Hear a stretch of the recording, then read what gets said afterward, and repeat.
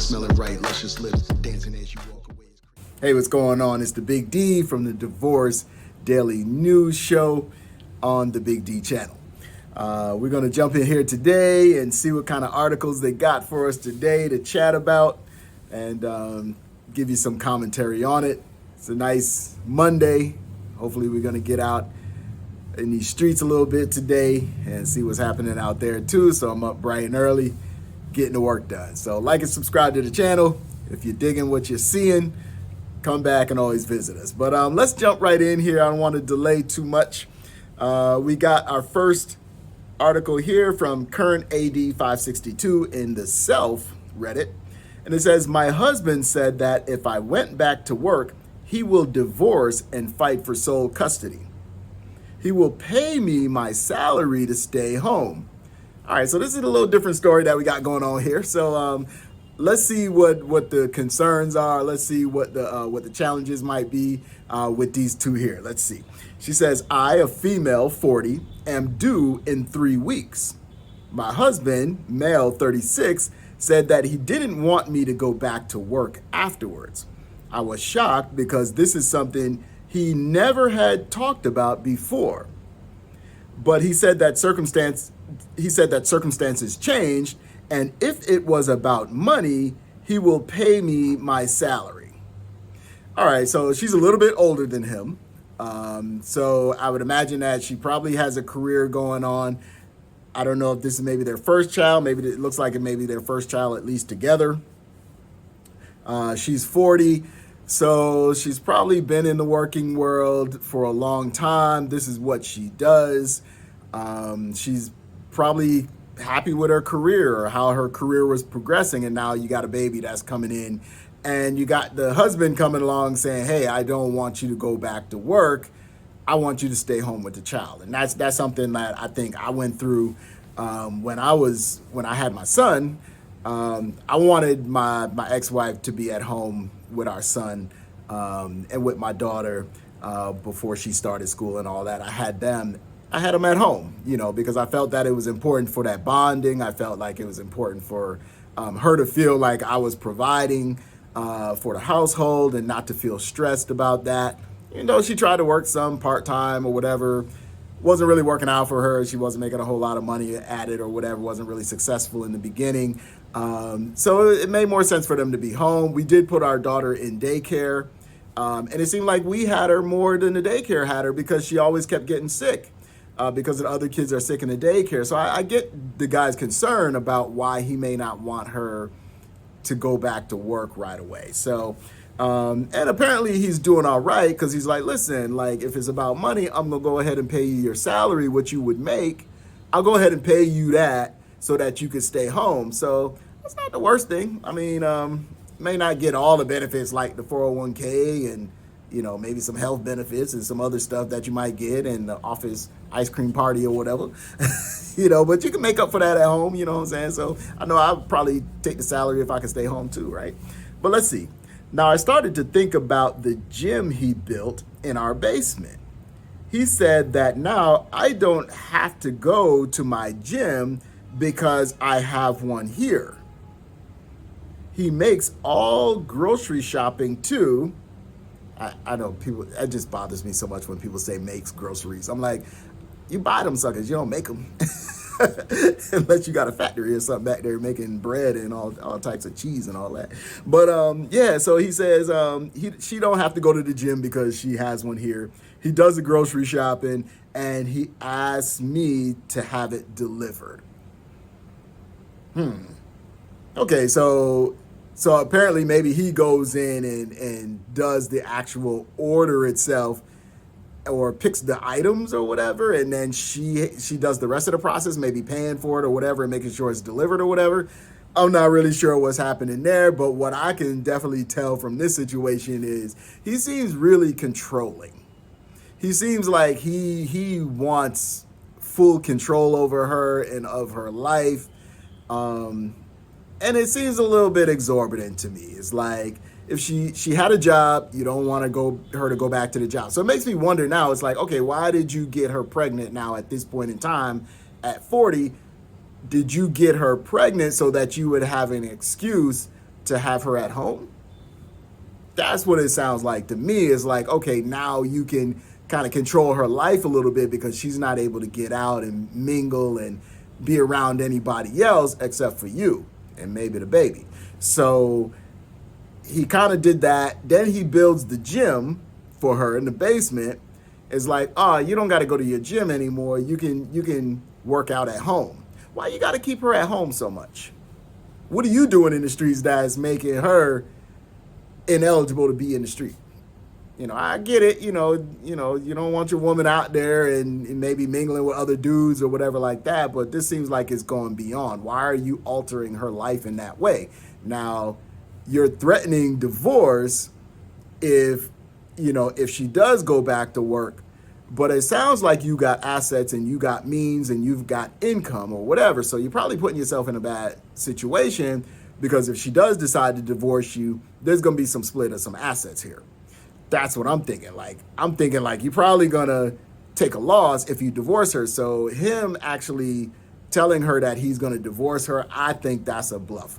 I think he's trying to call that bluff. And I think if she calls his bluff on it, then I think, he'll probably regret that. I don't think he really means that he'll divorce her. And then he's talking about he'll sue for sole custody or whatever. So now he's being possessive over the child or whatever. He's really low key threatening her if she doesn't do what he wants her to do.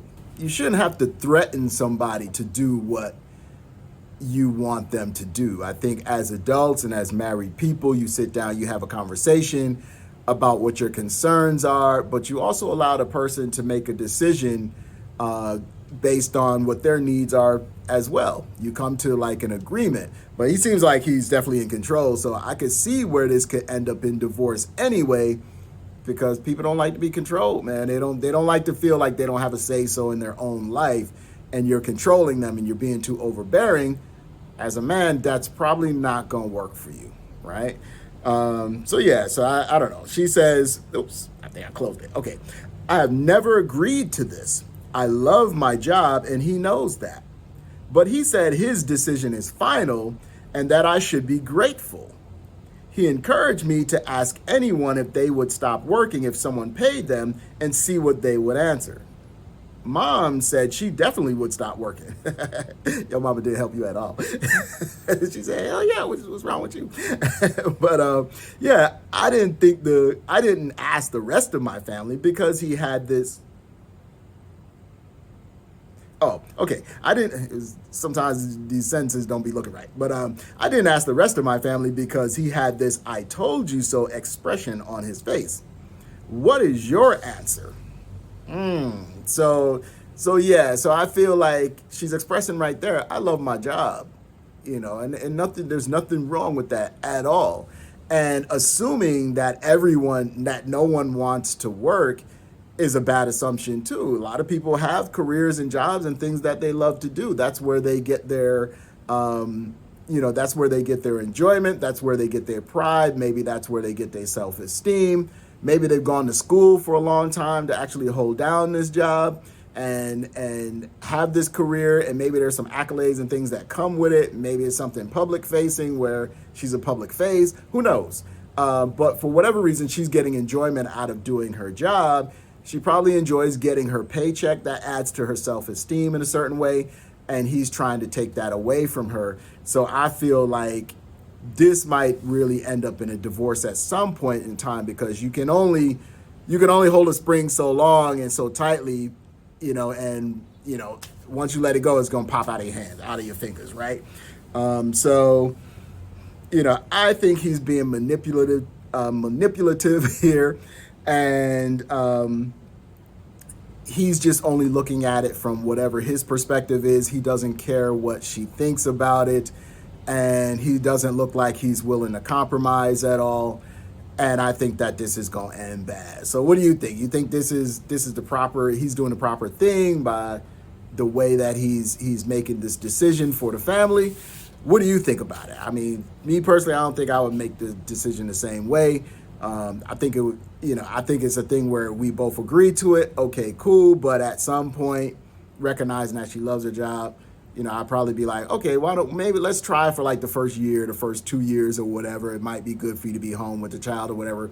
But after that, then it's totally up to you, like what you want to do after that point. Let's give it a try.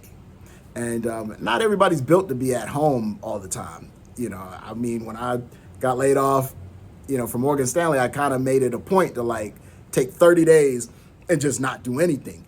And I probably made it like 10 days and I was just stir crazy or whatever. And then I started building my other little studio or whatever. So, not everybody's built to be at home like that. So we'll see what happens here. I don't think that this is a smart move on his part because it looks like he's going to be headed for divorce and he's going to be dealing with the big D, and he's probably going to be watching the channel to figure out where he went wrong. And voila, we got a video for him to watch. All right, so now we got this story here, or this question here that's being asked. It says, looking through all the posts on the divorce Reddit and seeing the actual queries or queues of divorcing couples in family court, I'm left wondering, why do we still bother to get married? This is a pretty good question, right? I think a lot of people are kind of asking that question now, especially guys are asking that question because it's been put in the forefront, especially with the red pill space. That question is out there, and there's a lot of people who are saying that you shouldn't get married at all, right? So it's a big question. I know there are good marriages, but that possibility is not worth taking on the risk of the agonizing process of divorce. Why are people still getting married? Would you remarry? So I think this is a real important question here for those of us that have gotten divorced, or we might have even been widowed or something. We're just not with that person anymore. Some people need that companionship. Some people want to feel wanted by someone else. Some people are needy. Some people need someone to do the housework, to cook for them and to clean for them because they were never given those skills. And if you're a man that was never given those skills, you know how expensive it can be to hire that skill in and have somebody come and do it. So a lot of times they'll get married and they're expecting their wife, or husband or significant other to take care of that for them, their spouse, right? It's just the same way the other way around, where like if she don't want to work or something like that, she feels like I want to just be a stay-at-home mom. I don't want to work. I don't want that responsibility or that stress. She's looking for a man to kind of take that over. So some of us are just looking for someone to take responsibilities off of our plate and make it easier for us financially. So I think this is a lot of why people get married. I think it has to do with love in a certain way.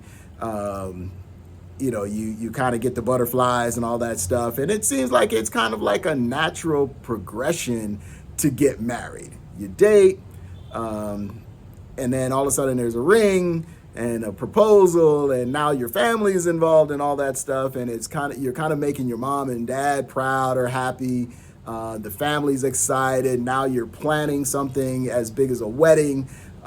People are excited about it. Your friends want to participate. You're choosing your best man or your best woman, your bridesmaids and all that kind of stuff, choosing the dress, getting to flash the ring and all that stuff. It becomes a big production, and I think people want that experience in their life. So there's nothing wrong, I don't think, with getting married. I think, though, that you got to assess the risk. Where are you at financially, right? How's your credit? How's your savings? Do your goals, your financial goals, align with the person that you're marrying? Are you a person who's a spendthrift, and then you got somebody who wants to spend every dime?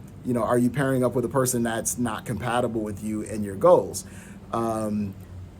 What type of person are they when it comes to money? Are they frugal with money? Are they money hungry?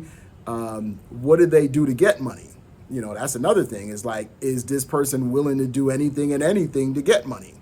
That could be an issue too, because now you're talking about, okay, when it comes to something that might be illegal, are they going to really put you at risk and do something illegal and end up in prison or something? And now you out here by yourself, but you got a spouse that's in prison or whatever, and now you got to kind of be out here as a single person taking care of everything while they're languishing in prison.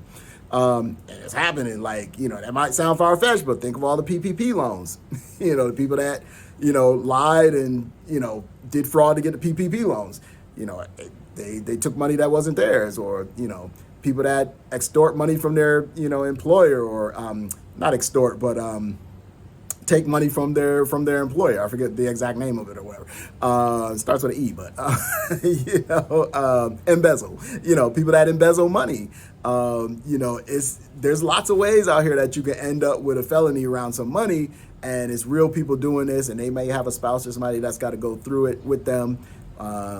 Dealing with fraud and things like that. Maybe they did mortgage fraud. Maybe, they were, tax fraud or something like that. You got to have an idea of what the person is like, what kind of risk you're taking on, because if you don't know what kind of risk you're taking on, you could be at risk in your future. And divorce is no joke, because now you've got assets intertwined, you've got debt intertwined, and if you're relying on that other person to pay your debts or whatever, or, like in the last, lesson we talked about, now he wants her to stay home and not work, so he's responsible for paying all of her debts and all that kind of stuff, and her, taking care of her credit card bills or whatever debt she's got, or a car note or whatever she's got. Now you're putting your credit in somebody else's hands, and what if he don't pay it, or what if something happens to him and now he gets sick, and now you're scrambling trying to find a job again or whatever, trying to go back to work. There's lots of things, because now you've added a second person into the situation. So we can see why marriage can be a real problem. And when it dissolves, you go through the big D, it could be a real problem because of who you're with and who you're attached to. So this is a great question. What do you guys think? Would you remarry? What's your situation? I feel like I would remarry. I've been divorced since 2000. I think we finished in 2010.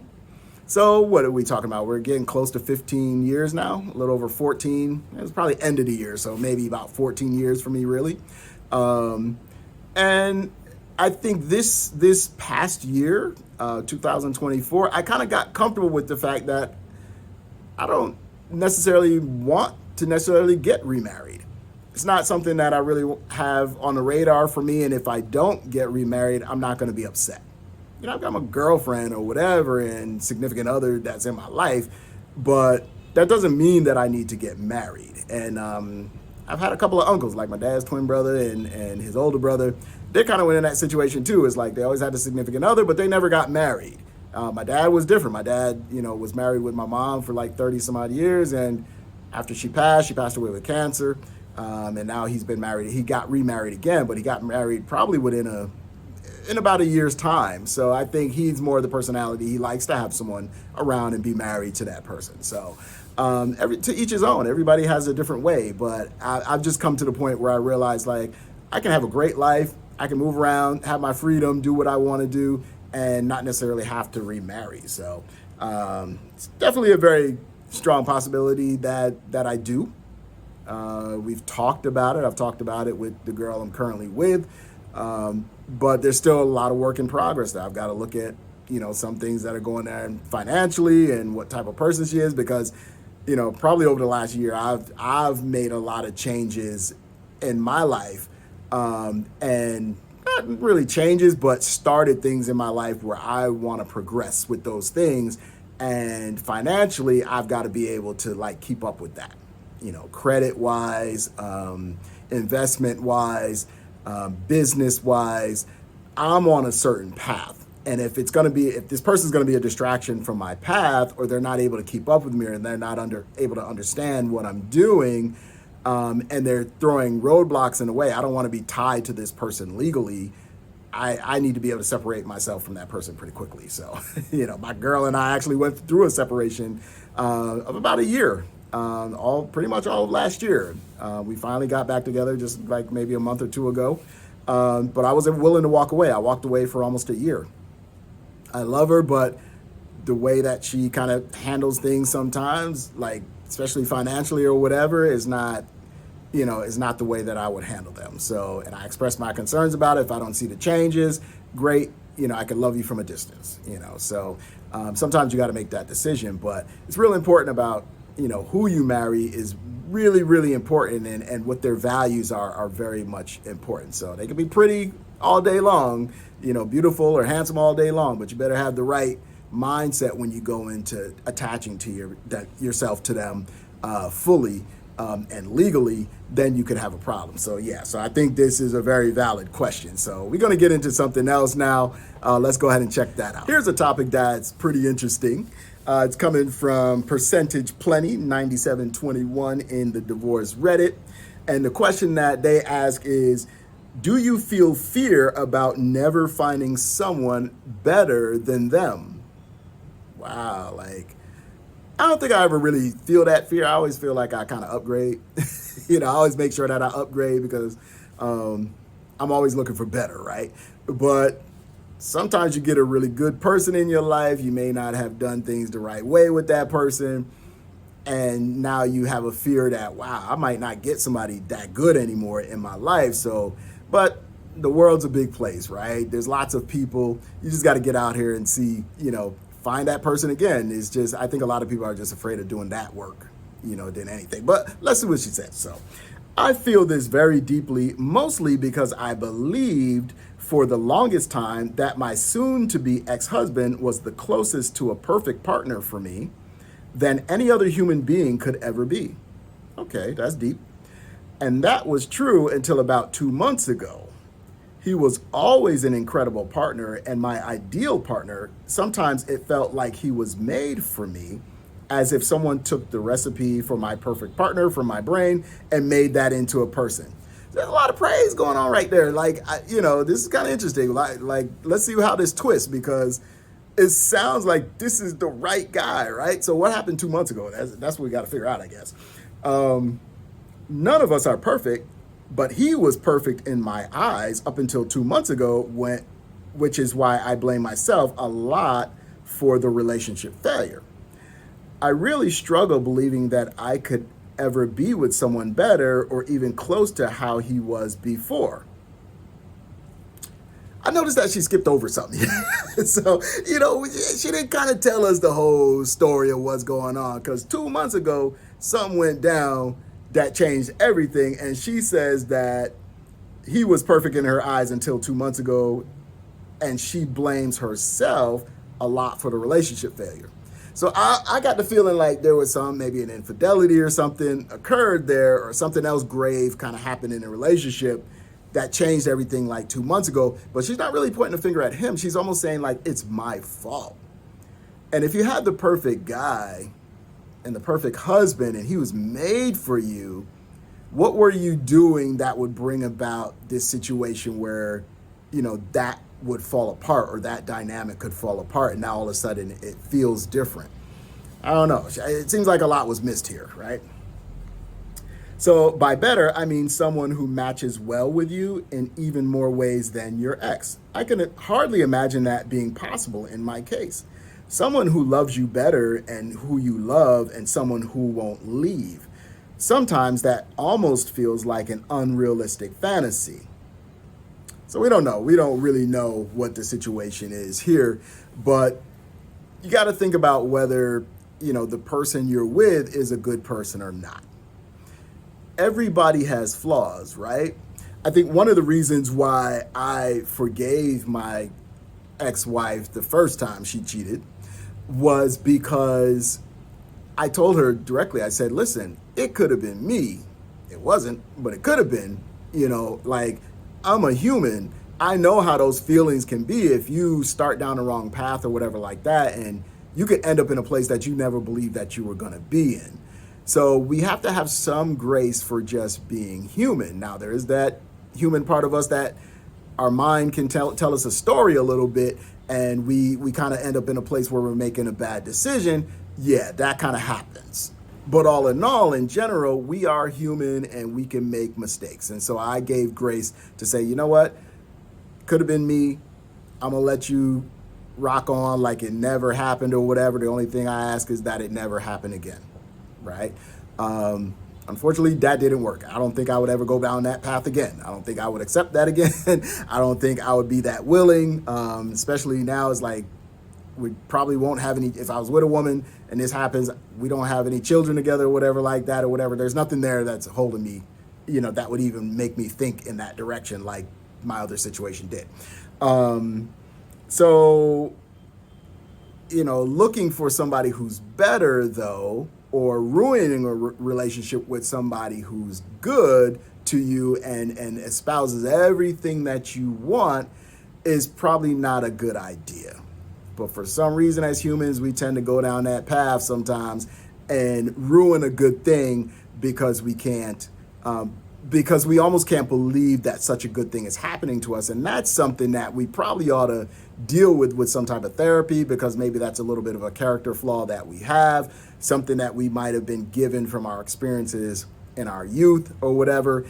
We're just not comfortable when things are good. And that's something that a lot of people don't consider. Is like, I know I go through that. I've been through a lot of financial ups and downs and things like that in my life. And when I get to a point, and I've gotten to points where it's just like everything is really good, everything is going the way that it should, life is great, I don't have worries, I'm not really having stress or whatever, everything's fine. But in my mind somewhere, I'm like adding stress to my situation. Oh, well, what if this happens? Or like, I can't believe, like, what did I forget? Did I forget to do this, or did I forget to do that? Or or what do I got to do next, or whatever. I can't just be in the moment and just appreciate the fact that everything is good at this moment. So I think that happens in our relationships. Sometimes you get into that feeling like, oh, things are going too well, like something's going to break down. This can't be true. This can't last, right? And so that's something inherently that we might get from the traumas that we've had in the past, from the trouble that we've gone through in the past. And now this woman talking about she's got a husband that's great. Obviously, he's doing the right thing. He's taking care of her. He's making her feel comfortable. He's making her happy. He fits her like a glove. She says. So there's something else going on there or whatever. And 2 months ago, whatever happened, maybe she met somebody, maybe he met somebody and he screwed up, and he was the perfect guy, but maybe he screwed up, and now she's got that dilemma of whether I leave this guy for somebody else and risk not finding someone like him, or risk being put in a worse situation. It's a tough one, especially when you got a great person. So one thing maybe we should consider is the word forgiveness, right? Can we forgive a person? What does forgiveness mean? I remember one night I went, my ex-wife, she was kind of coming home, not coming home or whatever. And I remember one night she was laying in my son's bed or whatever. And I went in, we just sat down and talked or whatever. And I just asked her, what do you think forgiveness means? And she wouldn't give me an answer. So she was just non-communicative at this point or whatever. I don't think she wanted to have the conversation, but I just asked her, what do you think forgiveness means? Because some people take forgiveness as a sign of weakness. Like, oh, I got this over on you and you didn't destroy me over it, or you didn't really take me to task over it. And so that means I can run over you and I can do whatever I want to you, So, we have to talk about forgiveness, being forgiving of people. If they're really, truly a good-hearted person, maybe they made a mistake. Everybody's entitled to mistakes. Nobody's been on this earth that hasn't made a mistake. Now, when it becomes a thing where it looks like it's intentional and it starts to become really intentional, then we got to make a different decision. We can't just allow things to go on in our life forever and just allow a person to run over us, because then they're taking advantage, right? But I think forgiveness plays a big part in how we treat one another and avoiding the big D, right? Avoiding getting divorced. Just being a forgiving person. And I don't think that the world is allowing us to have a lot of grace. I think a lot of the commentary is like, don't have any grace, hit the person over the head as hard as possible with whatever, divorce or, asset splits and fighting over money and all that stuff. You want to hurt the person more than you want to be forgiving and loving to that person. And we don't consider whether they were actually really a good person or not. Like, maybe they've always been good and that 1% of the time they screwed up, but I'm definitely not advocating that you stay if it's something that's definitely intentional or something that's going on long term or whatever, and this person can't be faithful to you. They're putting your health and your life in jeopardy or whatever. You definitely got to get out of that situation. They're abusive or whatever. You got to get out of that situation. You're going to go through a divorce. You're going to go through that separation, but don't be afraid because you don't think you'll find somebody better than that person. You'll probably find somebody that's good and that's going to, love you and treat you well or whatever. You just got to vet them right. You might be a little bit older or whatever, what you want or whatever, but you got to kind of find that balance of being comfortable being alone until you find that person. And if you don't find that person, hey, we're only given this one life. You still live your life. Go out there, have fun, travel, do all the things that you want to do in life. Don't wait on somebody else to do it. So I've been going on too long here. It's the Big D. Tell me what you think in the comments. If you got any interesting, things to say, let us know, and we'll get this community going. Once again, it's the Big D, Divorce Daily News. Holla. Peace.